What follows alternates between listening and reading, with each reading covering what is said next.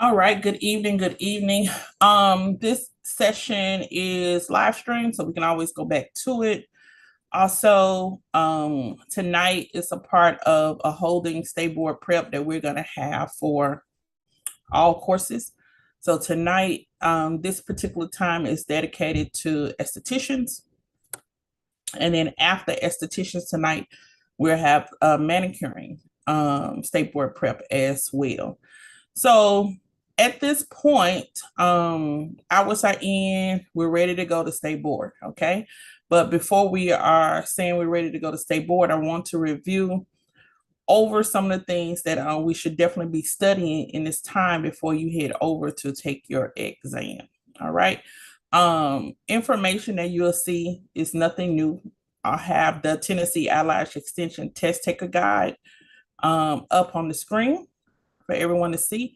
For our students that have been through our Lash program, it has been emailed to you along with state board prep study guides, okay? Those study guides come directly out of SEMA and Milady SEMA. And Milady is one of the curriculums that the Tennessee Eyelash Specialty license is created from, all right? So you're in the most current material, the only material, the most relevant material. This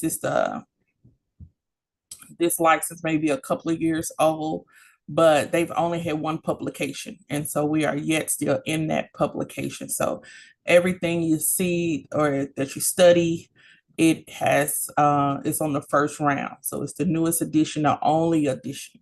And so other than Pivot Point, I don't know if there's any additional publications, but this particular booklet will tell you everything you need to know about taking your exam. Tennessee uses a third-party testing, and that is PSI, okay? You can find it under National Barber and Cosmetology Programs. We are different from Mississippi. Every state does not have an eyelash specialty license. So when we say some things in cosmetology, you can transfer over, you can reciprocity to another state. Most all states have cosmetology, but they do not have lash specialty, all right? They do not have lash specialty.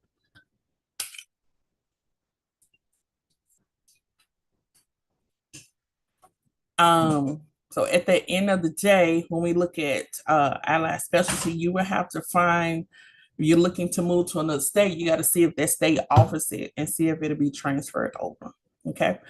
I was going to say, for example, Mississippi is a national testing, and I see national testing, so they're not on the same testing scale as Tennessee. So even though we're neighbors, we're not the same. Two different scales. Okay. Let's begin. I particularly want to get to the point of what's next. All right, what's next? And so you will be submitted. Hours have already been approved. You'll be submitted to PSI. You would get an email from PSI that says, welcome. You can create your account and schedule your exam. All right. Right now, Tennessee offers in-house, which you can go to the facility and take the test, or you can do it remotely. Okay. Remotely means you can do it at your home, you do it at your office, but you have to make sure you have some privacy. I have to do it on a PC, laptop. You cannot do it on your phone any longer.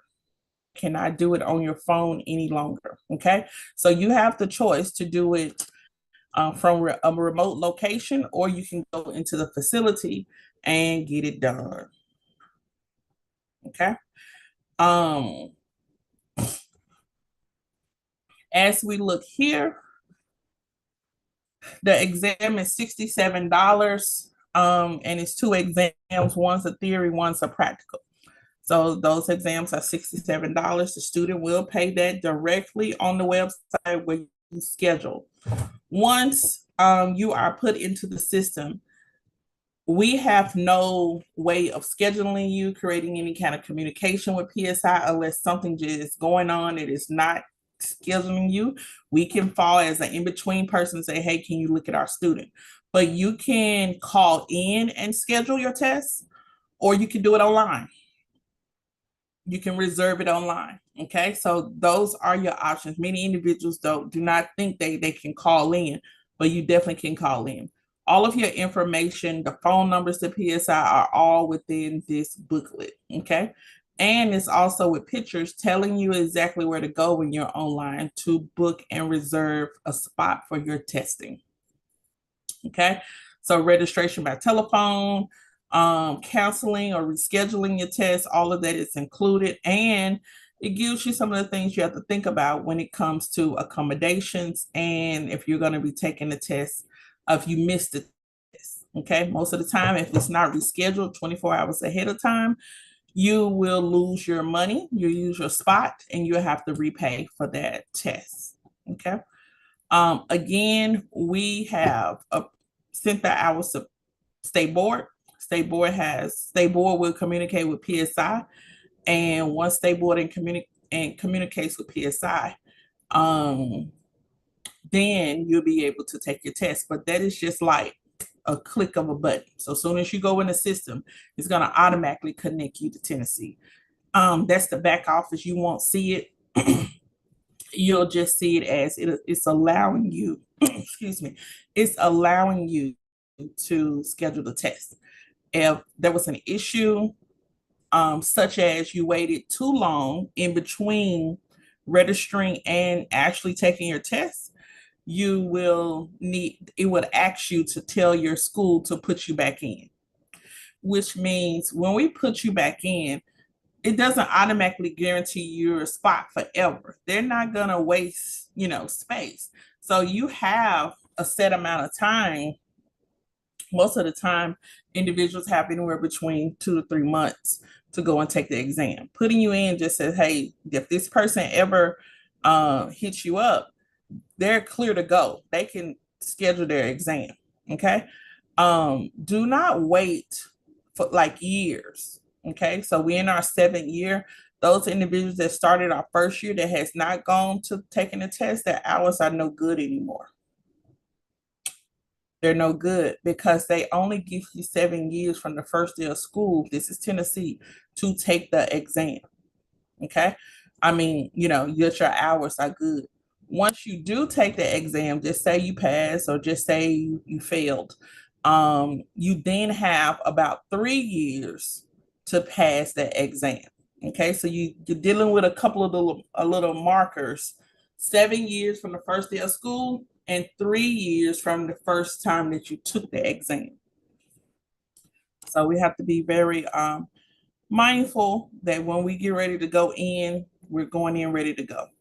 If you're going to go into the facilities and take a test, you can take it in Cooksville, Chattanooga, Jackson, Tennessee, Johnson City, Knoxville, and Memphis, Nashville. Okay.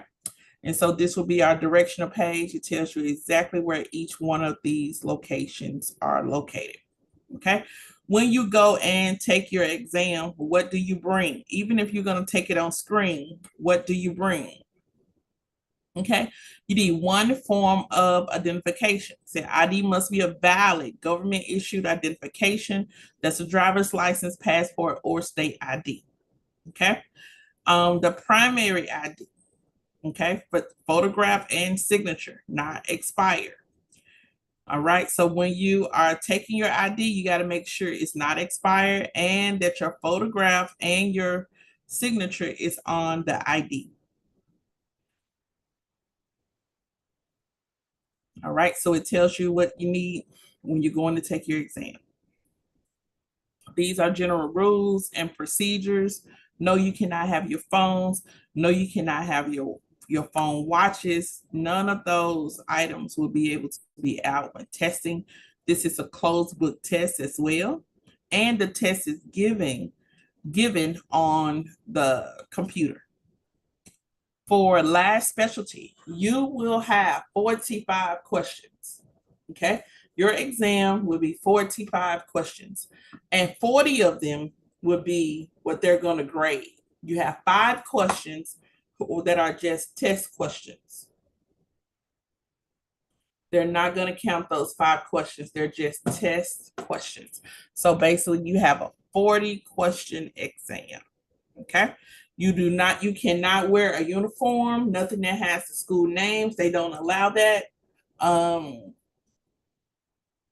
They're pretty much open to what what you're going to wear, but making sure you do not have on a uniform with a school name. Okay. Eyelash extension theory and law tests. We hadn't got to the law tests, but you will have some areas that you will have to look at when it pertains to the law. So as I was telling you, there are 45 questions.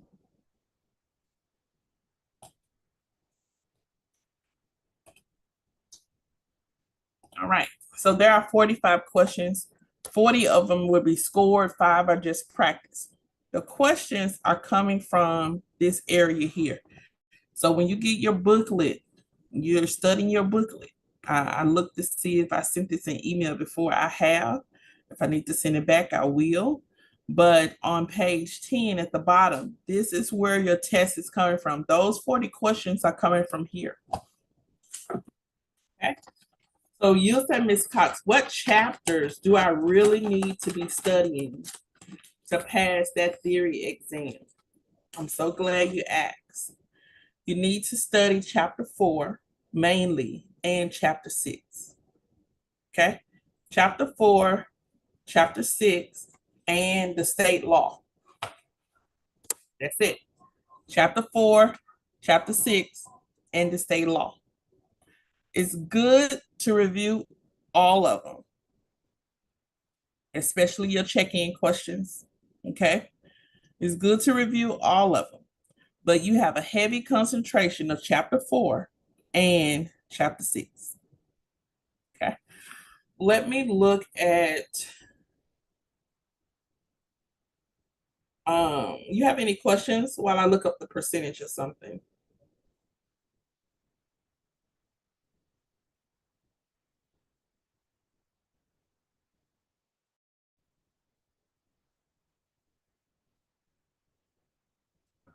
Okay. Mic check, mic check. Make sure you can hear me. Okay, I will send over the booklet. I have to send your ID over. I send the booklet and your ID over, okay?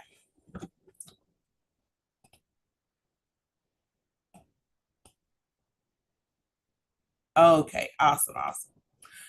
Okay, so infection control. You have 32.5% of your exam on infection control. That's chapter 4, okay? So I hope that helps. Chapter 4, really, if you go look at the objectives on chapter 4, look at the check-in questions. That's going to be everything in this little area. Okay, so you need to go through chapter 4, highlight cleaning and disinfecting. The area where they talk about implements, highlight it. The area where they talk about equipment, highlight. The area about work environment, highlight. Highlight safety procedures, exposure incidents. Now that's, you need to double highlight that. Put a star, red marker, whatever you need to do. Because you're going to see exposure incident again on practical. You got to show them. Of course, you got to put on 6 lashes. But you have to show them if you came in contact with somebody's blood, you were doing the lashes and you poked their skin, blood is there, what do you do? Okay.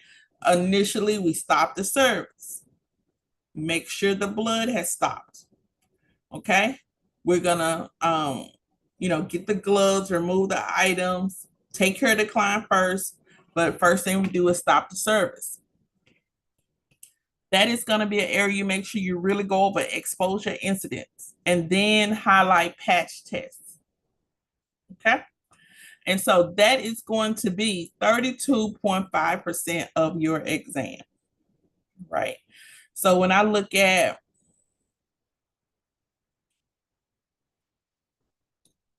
let's see what a value of 100.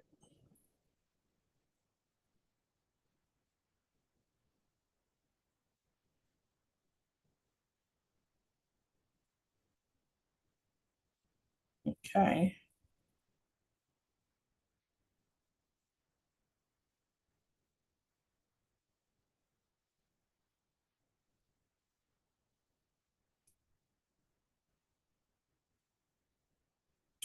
Let's do 60%. So you're looking at almost half of the exam is going to be infection control questions.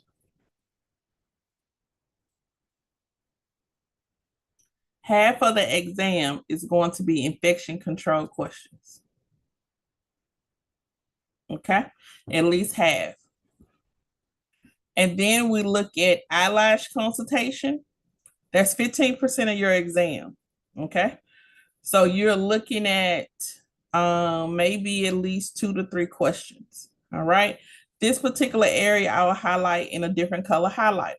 All right, I would also, if you know we got ebooks, you just print these pages out. Well, the eyelash is in chapter 6. Eyelash consultation is in chapter 6. And the eyelash application and removal is in chapter 6. All right, so we got chapter 4 for number 1. Roman number 2 and 3, you got chapter 6. All right. You have more questions for eyelash application and removal than you do infection control. These are the areas they want you to concentrate: application and refill, implements, isolation, products, and removal. All right. And when it comes to consultation, eyelash analysis and eyelash care. So the care of the eyes and then the analysis, the things that you see, the questions that you ask, contraindications are probably going to be a big one when it comes to that. So that is going to be your exam. All right. So now we know what areas we need to focus on, chapter 4 and chapter 6. We'll go into SEMA and see if what the other chapters say, but I do want to show you where the state law is. Okay. So hold tight here. I probably can just pick up right here and just State Board of Cosmetology.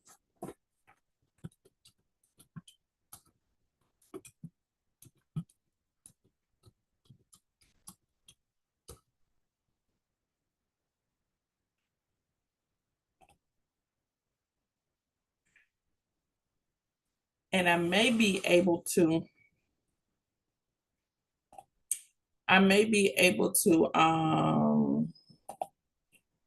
quickly do some answers because I have it in my head. I may be able to give you some answers to some of those. Rules and laws. All right, rules and laws. The board makes the rules, the politicians makes the laws. Let's go to the rules first. Okay. I'm gonna hold this here, and then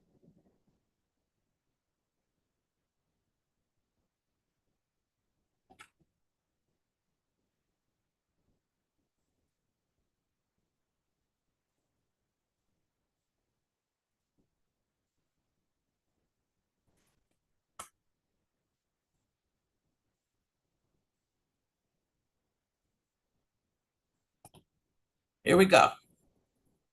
So in licensing, it says meeting and licensure requirements, license duties. Okay, so that's A, meeting licensure requirements, license duties, board responsibilities and disciplinary action, displaying the license, salon owner and manager responsibilities, and then change of address. All right. So that means let's pick licensing first.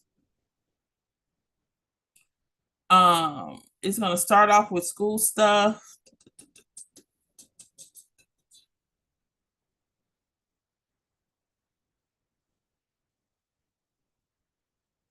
Okay, so when we look at requirements, we want to look for what it takes. How many hours do you need for each license that Tennessee has? Okay, how many requirements for each license? So we'll look here at curriculum. 1,500 hours for cosmetology, 600 hours for manicuring, 750 hours for aesthetics, and 300 hours for instructor, and 300 hours for lash specialty, and 300 hours for natural hair. So when they're saying what is the licensure requirement, that's the requirement. That's the requirement. So meeting and licensure requirements. Renewal. Renewal for licenses for schools is every year by September the 1st. Every year by September the 1st. All right. Every year by September the 1st. That's for schools. For salons, instructors, and licensed professionals, it's going to be every other year. So if you get your license in 2026, you don't have to renew your license to 2028. Okay. It's about a 2-year. Let me look, confirm something. Repealed enrollment.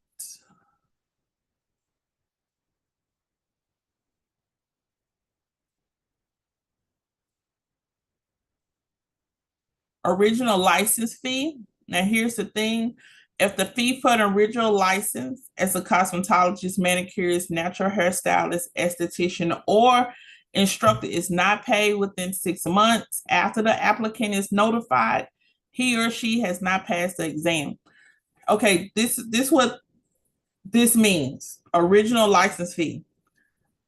If you pass your exam today, you have 6 months to notify the board and pay for your original license. Okay, that's going to be anywhere between 50 and 60 bucks. All right.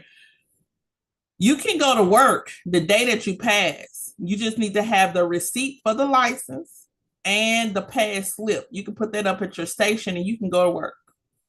But if you have not sent that in within 6 months, you have to retake that exam. Okay. I don't know anybody who missed sending their stuff in. I don't know anybody who has. So most of the time we're very excited when we pass our exam and we want to go ahead and put it in. Okay. It says to activate a retired license. You can retire your license if you're not in the salon, but to activate, if you're under a certain age, to activate the retired license, you got to submit something in writing, and they want you to retake the practical. Okay. So remember that if you do retire your license, sometimes you can just say, I just keep my license up. I'm just not working. I just keep my license up. That's what most people do. If you say, I want to retire my license, that means when you come back, you got to pay that fee and you're going to have to go take the practical exam. That's just what the board got going on. Okay. Here's the fees also. So it may ask you fees. So the original, for eyelash, your original license is going to be $60. And when you renew it, it's going to be $60. Okay. If you're late on the renewal, it's going to be an extra $25. These are your shop renewal licenses. Okay. The original license for the shop, if you had a lash shop, a lash bar, and then how you renew it. Now, whatever address that I send in when it's time for you to test, that's what the address that the board is going to have. If you move, it's your responsibility to contact the board and give them your new address. Okay. The board, your license information, letters that you may need, important information will not be forwarded. It's just like the government documentation. It will not be forwarded. Okay. So you have to make sure that you keep in contact with them every time that you move. So they have the proper address. You'll be connected, know what's going on in the industry, and they will send you a letter ahead of time letting you know that your license expires at such and such time. And that is what we call, like a grace period. You can go ahead and start getting it in. And I think my license is due to renew in April. Yeah, I gotta send mine in April. And I'm glad I said that. And so more fees, more fees, more fees, more fees. When you think about reciprocity, reciprocity is to transfer your license from one state to the next. Transfer your license from one state to the next. And I'm going over a few things in here because these are the things that I have seen on previous exams. So reciprocity is to transfer a license from one state to the next, and Tennessee charges $100. To maintain a Tennessee license and the other state, you just got to keep Mississippi license updated, a Tennessee license updated. Tennessee now has a compact license for cosmetologists. They don't have it yet for lash, natural hair, nails. A compact license means when you get your license is good in several other states. And so right now they don't have that for lash specialty, but it's coming. Okay, it's coming. So you won't have to keep up those fees in multiple states. It's going to save you a lot of money. Retiring your license is $50. Okay. Applications for licensure of a salon are valid for 90 days after approval. So once they approve the salon, you got 90 days to open them doors and have it inspected and open the doors. Okay. You cannot open up the doors without inspection. This is what you need to also look at as well when it's called civil penalty. You may see this as one of your questions, I believe, on the exam. I'm going to put it in green. The civil penalty. Now, they've been bad about it. I consider them bad about it. But Tennessee State Board, if you break a rule or you have a citation, they are not giving you a $50 citation, a $20 citation. They're giving you $1,000. The max is $1,000. Every time that I've been on the board meeting, I've seen this $1,000 citation, this penalty be raised up. Okay, as far as they're saying, hey, this person did this, she hit them with 1,000 and hit them with another 1,000. So, and these some of the things that they're doing: willingness of the violation, repetition of the violation, magnitude of the risk or harm caused by the violation, and the extent to which the licenses have sought to compensate my victims of the violation. All right, which simply some of this means, guys, a lot of the times when you're caught in a salon without a license that's operating under fraud. Okay, it's in the law book. It's in our law book. It's operating under fraud. Okay, and that's the citation. And then repetition. If they continuously catch you in the salons with no schooling, this is what's going to happen. Okay, they're going to continuously fine you. And I've seen it where they have fined you so much. Now you have to come to the board and you have to talk about why you were constantly why you have not gone to school, why you have not gotten a license. And nobody wants to do that. Okay.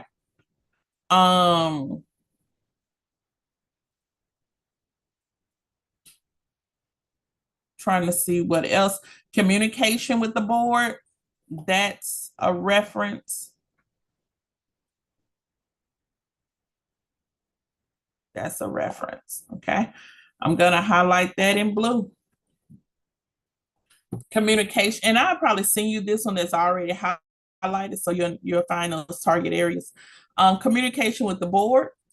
If they call you, if they email you, if they send you a letter, please respond, because they can hold your license for not responding to the board. Okay. Renewals, you'll get notifications for that. Mailing address is simply what I told you. If you have to contact the board, let them know you've moved. And you can do that electronically. So once you get your license, it's a site that you can go on and put your number in, and you'll be able to communicate with the board. Any response to the board request, you want to go ahead and do that as soon as possible because you don't want your license to be in jeopardy.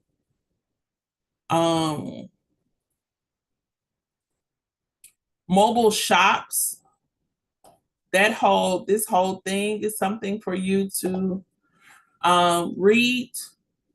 We do allow mobile shops, but every mobile shop has to be connected to a brick and mortar. So if I have a salon and you want a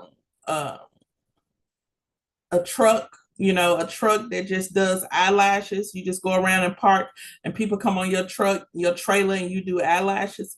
You could connect that truck to my salon. Okay. If you get in trouble, I get in trouble, and if I get in trouble, you get in trouble. The board doesn't care about what the deal is, a percentage, or how we made the deal. They only care about, are you making sure that you're not harming the clients? You're not causing no harm, and they're not giving you no harm. Okay. And so that's the biggest component. So read up on the mobile shops. It just simply means when it's time for the inspection, y'all will pick a mutual place to set up. You'll pick a mutual place to park, and they'll show up. But you cannot just have a mobile barbershop or a mobile salon, mobile lash shop without it first being connected to a brick and mortar in Tennessee. Don't know how they do it in other places. And they have to come out and inspect it. If you were licensed and you wanted to do lashes in a funeral home, at an office, a work office, at your home, you can do that because you have a license. Okay. It's the ones that don't have the license that's the problem. You can do it because you have a license. If you are going to run a full business out of your home, you would there are parameters for a home salon or a home lash bar, whatever. You have to have a separate entrance than everybody else. You got to have a separate entrance. You also got to have a separate bathroom. Those are your two major things. So if you're going to have a salon in your home or a lash bar in your home, you have to have, everybody can't come through the front door. You got to have a separate entrance, and you got to have a separate bathroom for the salon. All right. And they cannot walk through the house to get to the salon. So that leaves a lot of people building their salons as detachments, something in the backyard, a garage, or something of that nature.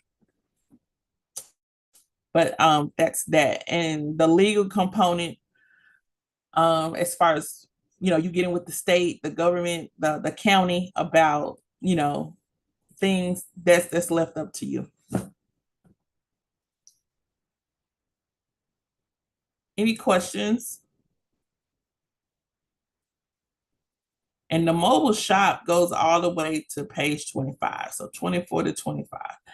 That's big. Okay. Okay, so we'll start right there. Going into chapter 4 and chapter 6. Hold on. I do want to show you study guide really quick. Make a study guide, I think. Okay, I dropped my share, and then I'm gonna share again in one moment.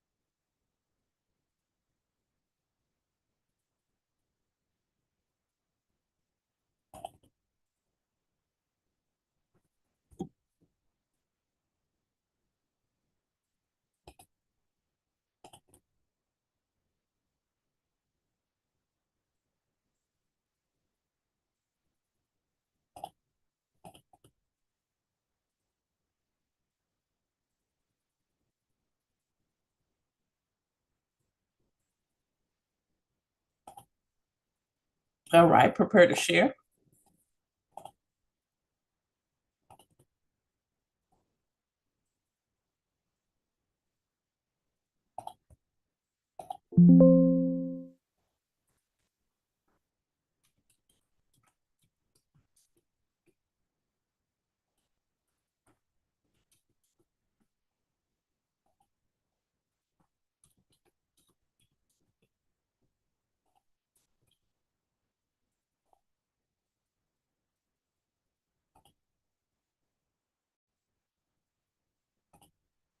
Let's see if any right existing tests. 1-8. No. New tests. Let's do Lash specialty. Chapter 4 and 6.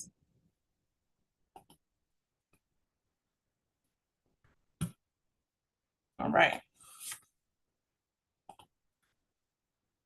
Select random.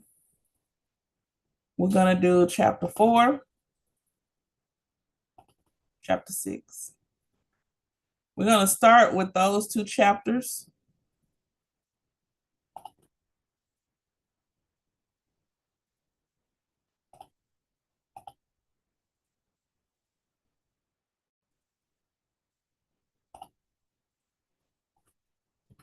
And that's 55 questions. So that every question we have about chapter 4 and 6, you're about to get it. 55 questions, and it has the answer key. I want chapter 4 and 6. I want this to be your study until we meet again next week. I want you to highlight the ones that you had difficulty understanding. Okay? Highlight the ones you had difficulty understanding. I am going to give you a tip. Make sure you read the questions carefully. Let's look at number 3. It says Eugene is a salon owner. They want their employees to take all possible steps to protect their health as well as that of their clients. What should Eugene's request their employee to do to effectively control the spread of infections? And so all of this information, the first 2 sentences didn't mean nothing, because the third sentence right here was really where the question, the answer is. What should Eugene request their employees to do to effectively control the spread of infections?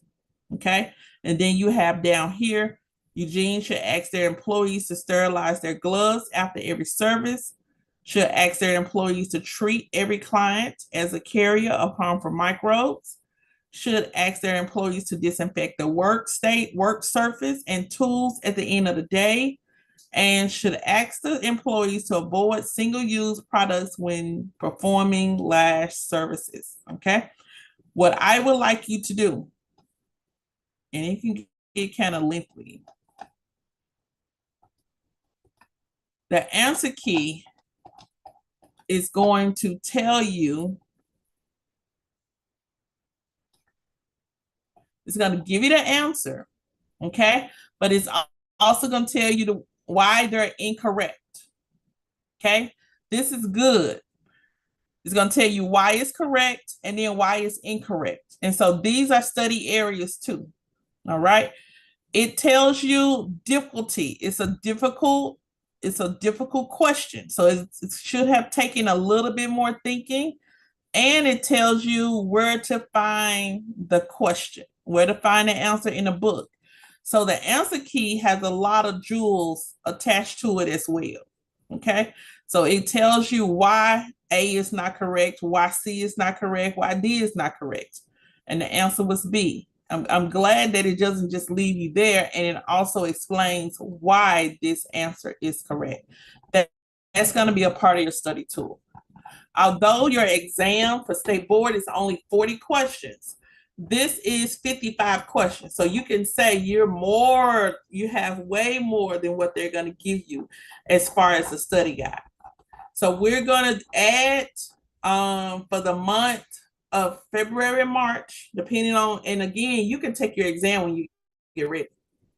But I'm going to continue prep throughout the month of March. Okay. And so by the end of March, you should be ready to roll. Okay. But we're going to add questions to this study guide as we go. I'm going to take this, save as.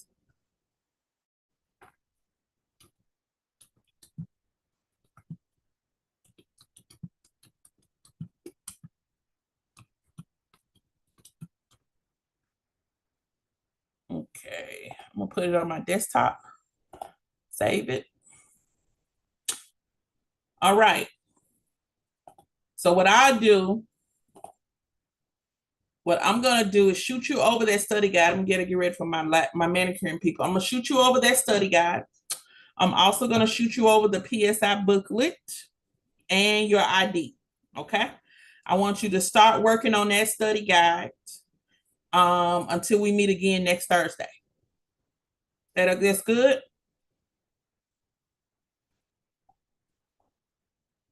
Yes, ma'am. Okay, awesome. All right, I'm gonna stop our live stream. You